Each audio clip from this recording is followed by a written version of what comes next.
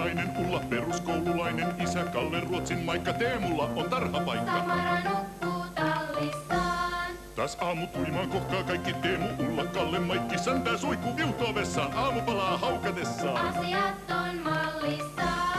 Kun sakki syöksyy turvaveihin, lähtee tarhaan koulun teihin, kunnon vetopeli allaan, perusperhe Samarallaan. Kiintyä voi kuka vaan Samaraan. Samaraan, mukavaan! Okay, easy. Super Hatsu, I think it's time we took a break.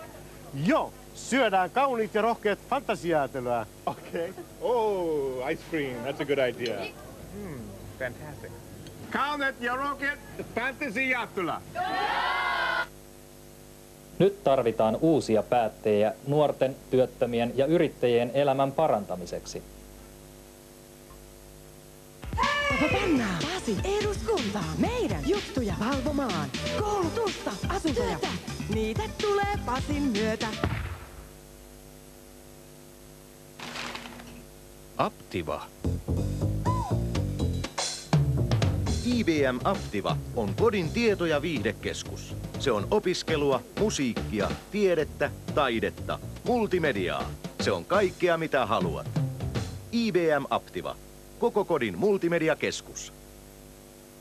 Nyt Ismo Partanen. Kasvun alkaessa on kymenlääniläisten pidettävä puolensa.